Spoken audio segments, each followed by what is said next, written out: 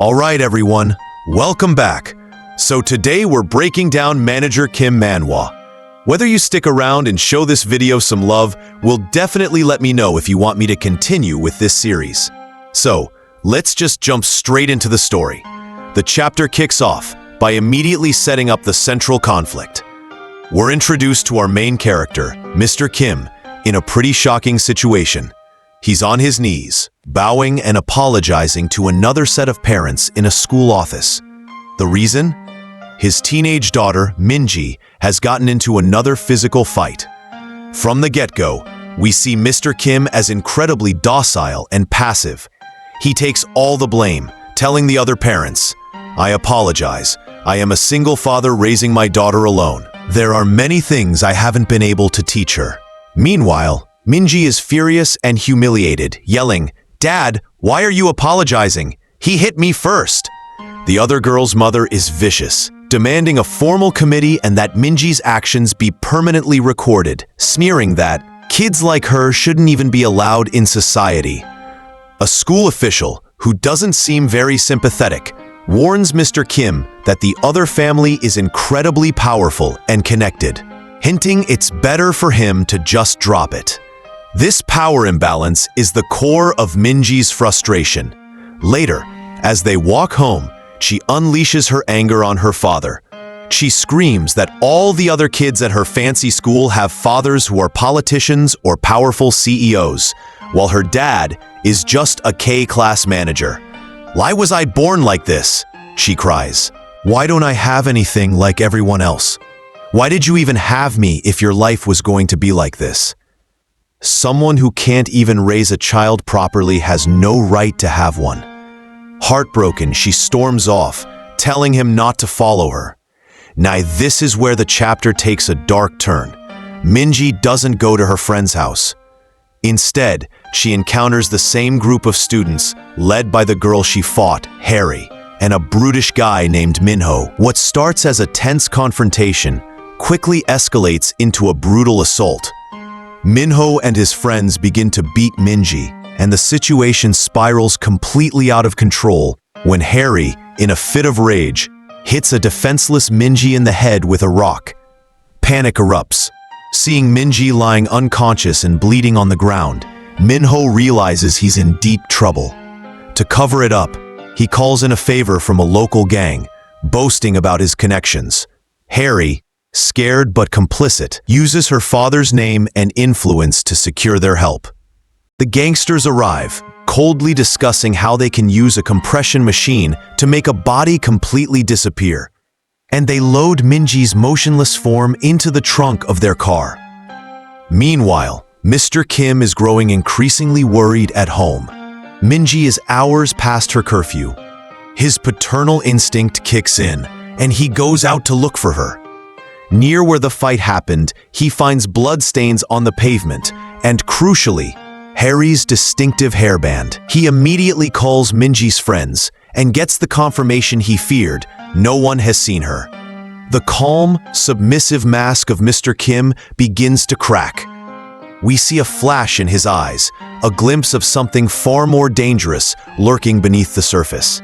He tracks down Minho and Harry on the street. When he approaches them, asking about Minji, Minho immediately gets aggressive, grabbing Mr. Kim's collar and threatening him. "We don't know any Minji," he snarls, preparing to throw a punch. It's at this moment that the chapter gives us our first real tease of who Mr. Kim truly is. The narrative flashes back to a military barrack where a younger, fiercer Sergeant Kim has a gun to his superior's head, demanding to be released. Other soldiers point their weapons at him, screaming that he's a legendary, uncontrollable operative, a man who conducted deadly infiltration missions and has bounties on his head from multiple countries. He is described as their most valuable and most dangerous asset. Back in the present, Minho, trying to intimidate Mr. Kim, rips his shirt open and freezes. Both he and Harry stare in utter terror. Mr. Kim's body is a roadmap of violence, covered in scars, bullet wounds, and the marks of a life spent in combat. Before Minho can even process what he's seeing, Mr. Kim moves with blinding speed. In an instant, he disables Minho with a series of devastating blows, ending with Minho's head inches from the pavement, stopped only by Mr. Kim's shoe. The meek manager is gone, replaced by a terrifying force of nature. Leaning over a terrified Minho, Mr. Kim asks a single ice-cold question. "Where is my daughter?" Mr. Kim have wires, and he's using it to strangle Minho, whose condition is rapidly deteriorating. Harry watches in absolute terror, begging, "Please, stop." Mr. Kim ignores her, his focus entirely on Minho. He demands to know where his daughter is. Gasping for air, Minho confesses that he doesn't know the exact location. "When we were going, they were just telling us to turn left or right. They were only giving us directions. I don't know where they took your daughter. Please, believe me." Mr. Kim coldly follows up. "And you don't even know how to contact them again, do you?" Minho, broken, explains they are a point organization. The gang contacts them. They can't initiate contact. The scene then shifts to a house where we see the true villainy of this gang. A man is on his knees, begging for mercy from the gang's local head, a ruthless man named Manhwa. This man had taken a loan and signed a contract. Manhwa grabs him by the hair and snarls, "You think the contract you signed was a joke? It stated that if you couldn't repay the loan on time, you would pay the price. And I told you, the price would be your daughter." The man's daughter is there, crying, "Dad, Dad, please do something." But her father is powerless. Manhwa brutally beats the man and says, "I don't care if she's a student. We will take her organs and sell them. Scumbag, if you think we're wronging her, we can sell your organs instead." He then orders his men to take the girl away, forcing her helpless father to watch. Just as the gang is about to take the girl, the doorbell rings. Suspecting a delivery boy, Manhwa tells a thug not to open the door. The thug realizes the back door is unlocked and rushes to secure it. But it's too late. He finds Mr. Kim already inside. "Hey, who are you? You can't just break in," he shouts. Before he can finish, the sound of a brutal beating echoes through the house. Hearing the commotion, another thug grabs a baseball bat and cautiously opens the door to the room, swinging wildly. But Mr. Kim, moving with bullet-like speed, uses the first thug as a human shield. The bat smashes into his own ally's face. Mr. Kim then dodges low, delivers a powerful uppercut to the bat wielder's chin, and in one fluid motion, pulls a rope from his coat pocket. He expertly loops it around the thug's leg and tosses the other end over a ceiling light fixture, hoisting the man upside down in a matter of seconds. The kidnapped girl, watching this, whispers, "Amazing." Mr. Kim gets in the hanging thug's face.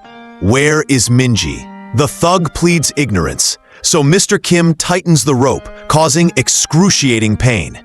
Meanwhile, Manhwa sees his chance and escapes through a window.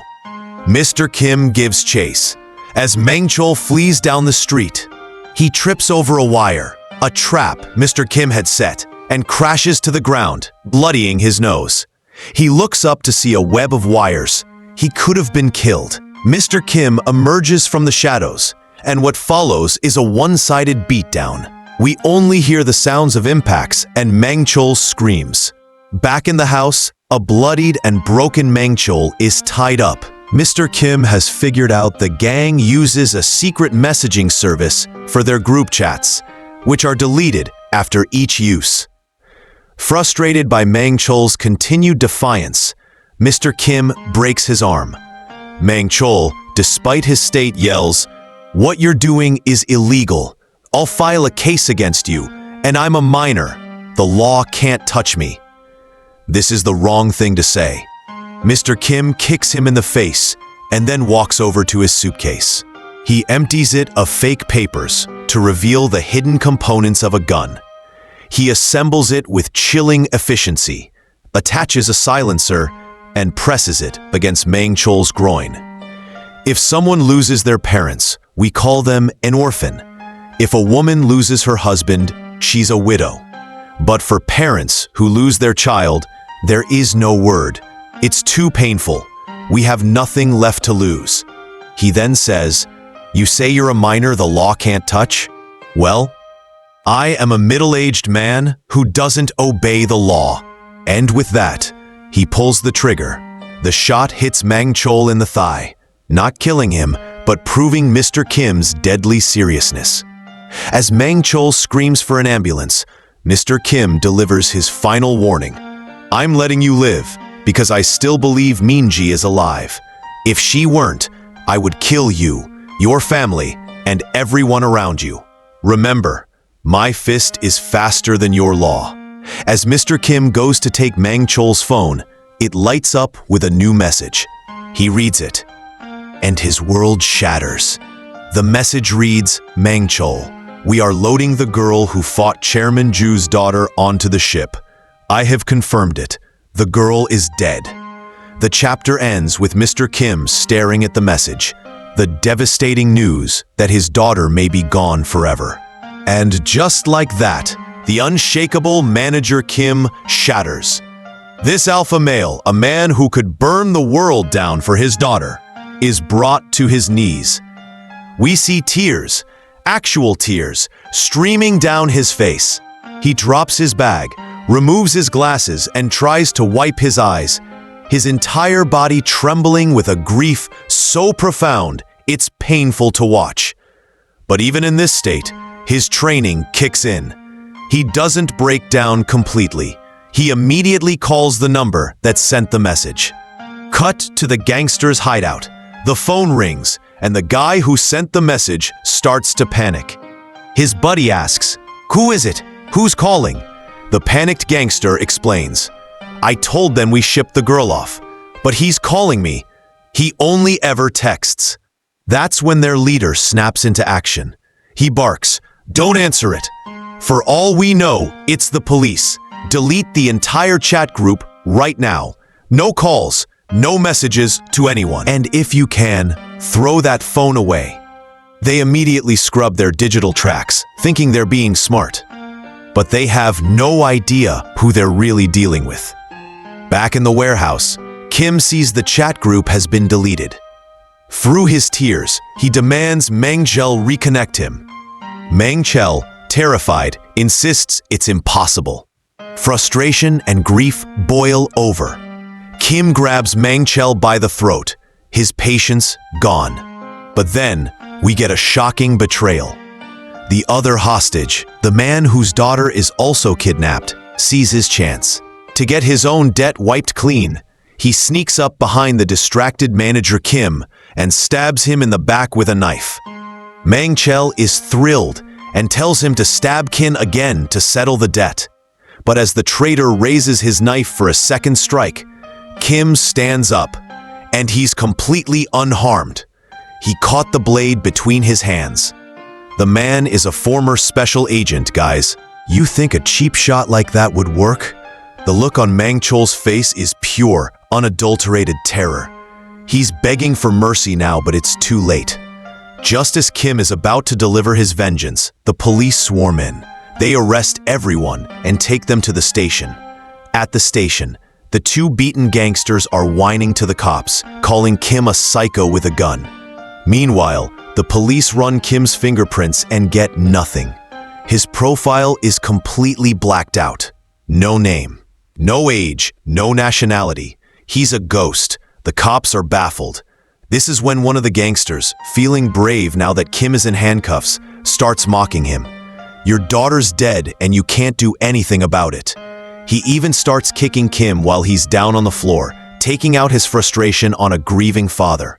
The police try to hold him back, even calling in 2 officers who are champion judo athletes to control the situation. They warn the gangster that these guys will break his bones if he causes more trouble. And then, a phone rings. It's Kim's phone. The caller ID says Minji, his daughter. Hearing that name is like a switch being flipped. An officer helps Kim up, only to realize the handcuffs are already open. The officer turns around and finds everyone in the room, cops, gangsters, even the two judo champions, lying unconscious on the floor. In a matter of seconds, Kim had taken down the entire room without making a sound.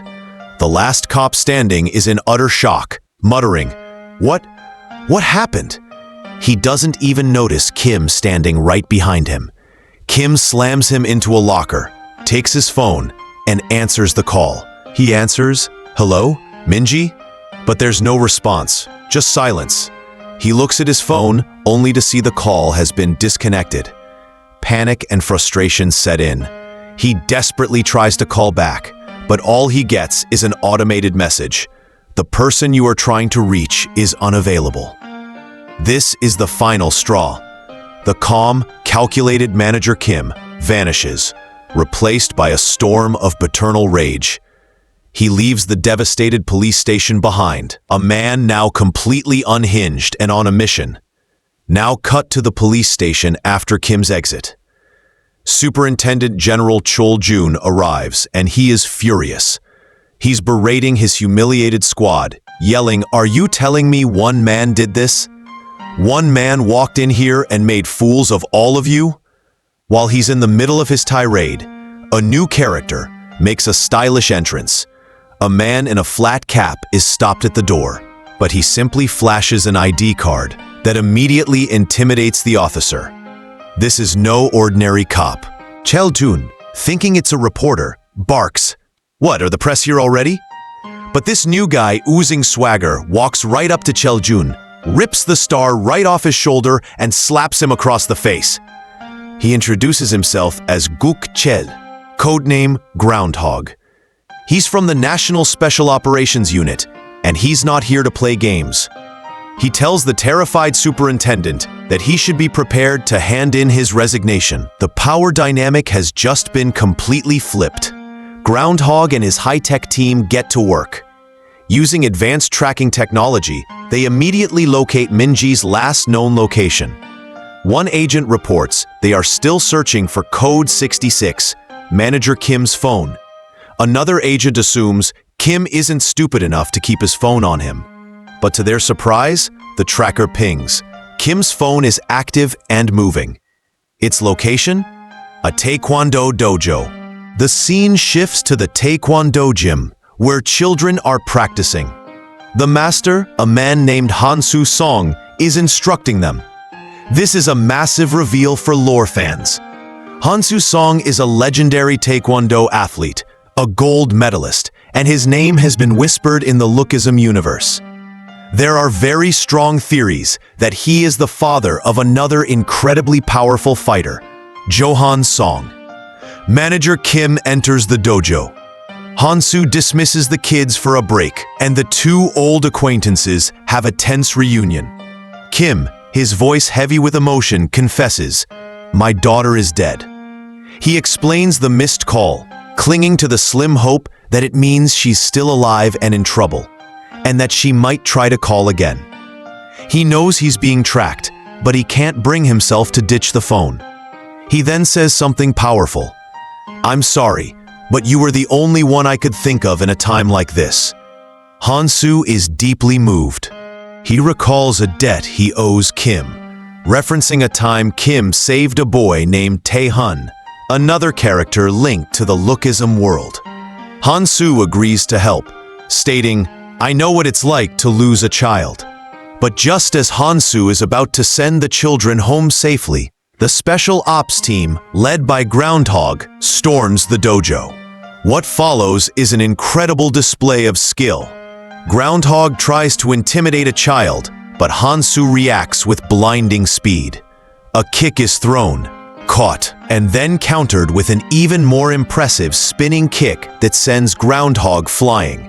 The scene is choreographed to show Hansu's unreal agility and power, even catching a child's falling rice cakes mid-air without spilling a single one. Manager Kim steps in to stop the fight, not wanting the children to get hurt, which is when Groundhog identifies him as Code 66. A brief but spectacular fight erupts. Hansu moves like a blur, taking out multiple highly trained operatives with ease, leaving them in shock, whispering, "Is that Hansu's song, the legend?" Seeing an opening, Hansu and manager Kim make their escape. As they run, Hansu remarks that it feels like the old days. They jump into a highly modified, high-tech vehicle that Hansu calls the bunker. Inside, the dynamic duo is back in action. While Hansu drives, manager Kim works on a computer. Using old skills to track signals, they deduce they need to access a larger network, and Kim finds a specific signal leading them to a new location. They arrive, only to find themselves not in a hideout, but facing a large group of tough-looking teenagers. Hansu is confused, asking if Kim is sure about the location. As they walk through the gates, we see dozens of thugs standing around, smoking, laughing, and causing trouble. That's when one of the delinquents steps forward, spits on the ground, and mocks them. "Hey, old men, what are you doing here? Looking for your lost youth or something?" Hansu Song stays calm, but replies, "Kim, are you sure the signal's from here?" Before Kim can answer, another thug walks up. He's huge, muscular, tattooed, and clearly the boss of the group outside. His name is Lee-jin Shim, vice head of the KD gang, one of the 4 major gangs from the southern Gyeonggi region. He laughs and says, "What's this? 2 middle-aged guys in taekwondo uniforms walking into our turf? What is this? Some kind of fancy dress day? Get lost before you break your bones. The biggest gangs from the south are meeting here today, and trust me, you don't want to be in the middle of it." But Kim and Hansu, they don't even blink. They keep walking. Kim, still focused on the signal, mutters, "The location's coming from the first floor of the middle building. We'll have to take a left when we get there." Lee-jin notices that they're ignoring him, and his pride takes a hit. He steps forward, grabs manager Kim's shoulder roughly, and says, "Hey, old man, are you deaf or something? I said..." And before he can finish that sentence, Kim's hand moves like lightning. He grips Lee-jin's arm, flips him into the air, and slams him straight into the ground, cracking the pavement beneath him. Everyone freezes. Kim steps on Lee-jin's chest and says in a deep voice, "I'm looking for a girl. Minji Kim from Song High School. Black coat, red tie, heart-shaped keychain. Have you seen her?" And walks forward. Inside the building, we see a group of other gang members watching from a window. One of them whispers, "Hey, there's some old guy out there beating up our men." Their leader, a tall teen sitting casually on a desk, surrounded by girls, takes a drag of his cigarette. This is Song Ho-shin, 19 years old, leader of one of the top 4 gangs meeting at Mab High. He smirks and says, "If there's noise outside, then go see what's going on. Or better yet, bring me another girl while you're at it." His arrogance fills the room. He doesn't care what's happening outside. But he should. Every thug that runs toward manager Kim ends up flying through the air, thrown, kicked, or punched into walls. "What the hell is this guy?" one of them screams. "Our people are flying. We can't even get close." Manager Kim moves like a trained soldier, efficient, reliable, and tough, fast and brutal. No wasted motion, no hesitation. Every strike is precise and devastating. In seconds, the courtyard is filled with groaning bodies. Meanwhile, in another part of the school, Hansu Song enters a hallway filled with students from Aishan Technical School, part of the OD gang. They're watching everything from the shadows. One whispers, "Taesung Hai's brats are making too much noise again." Another says, "Want me to handle it?" "No," the first one replies. "Boss said no fights until the meeting's over." That's when Hansu walks in, hands in his pockets, and says calmly, "Hey boys, I'm looking for a girl named Minji Kim. Have you seen her around?" Before anyone answers, a thug sneaks behind him with a knife, but Hansu's instincts kick in. Without even turning his head, he spins, kicks backward, and sends the guy crashing into the lockers. He smirks. "I didn't plan to fight today. You kids remind me of my son. He's going through his rebellious phase too." The others look shocked. How did he react so fast? One angry student rushes forward with the knife again, shouting, "You old bastard!" Hansu dodges effortlessly, tilting his head just enough. "If you hold the knife like that," he says calmly, "you'll just end up cutting yourself." Before the guy can swing again, Hansu chops his arm and sweeps his leg, dropping him instantly. Then the hallway door bursts open, and in walks a much scarier figure. A tall student with scars all over his arms, carrying a hatchet. This is Yeon Junji, the vice head of Aishan Technical School. Rumor says he just got out of jail 3 days ago for nearly killing someone. He cracks his neck and says, "Well, look at that. 2 old men walking into our turf.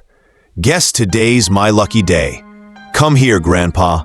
Let me show you how it feels to be chopped." He steps aside and lands a clean roundhouse kick straight into Junji's jaw. The hatchet drops. Then Hansu unleashes a barrage of kicks, one to the chest, another to the chin, and one final spinning kick that sends Junji crashing into the wall. In less than 5 seconds, the infamous Junji is out cold. Hansu brushes his jacket and says, "Using a hatchet in a school fight, that's a bit excessive, don't you think?" He looks at the stunned students and says, "Now, which way's the central building?" Terrified, one of them points. "First floor, sir. The first floor of the central building." "Good," Hansu says. Meanwhile, Manager Kim has already reached the central building. He's dragging one thug by the hair. The poor guy's crying and begging for mercy. Kim throws him on the ground and says, "Where's the main office?" That way," the guy stammers, pointing toward a hallway. As Kim walks, 2 more gang members step out and block his path. "Hey, old man, you better not go any further. If you step into the main office, you're dead." Kim doesn't respond. He just looks at them with those cold, piercing eyes, and within seconds, both are down, knocked unconscious. Everywhere he goes, people fall. Punches, elbows, throws. The building echoes with the sound of bones hitting the floor. Finally, Kim reaches the main office. Inside, standing in front of him, is young Min Kang, the vice head of the PH Gang, another notorious group. He adjusts his glasses, smirks, and says, "So you're the old man causing all that chaos outside. You're tougher than you look," and rushes at Kim with a punch. But Kim easily parries it and counters with a storm of punches straight to Kang's face and gut. The last blow sends Kang flying through the door, crashing into the office wall. The gang members inside jump to their feet, panicking. "Who is this guy? Is he a cop? A teacher? Don't let him escape. Close the door." But it's too late. The door's already broken. Manager Kim steps in slowly. His breathing is calm, his eyes deadly serious. That's when he sees it. In the pocket of the gang leader standing across the room, Minji's phone. The wallpaper still shows her smiling face. Kim freezes for a second. His heart pounds. He stares at the phone and says, "That cell phone, where did you get it?" The leader laughs, pulls out the phone and says mockingly, "Oh, this thing? I think I remember this girl. Yeah, she was cute. What's wrong, old man? Is she your daughter?" Everything goes silent. Kim's expression changes. His calm face turns cold and terrifying. His eyes darken. His fists clench until his knuckles crack. In that moment, you can feel it. The storm has arrived. Manager Kim isn't just angry. He's beyond rage. This is the fury of a father who's lost everything. And now, someone just crossed the final line. The camera closes in on his face. Pure wrath, silent and deadly, ends.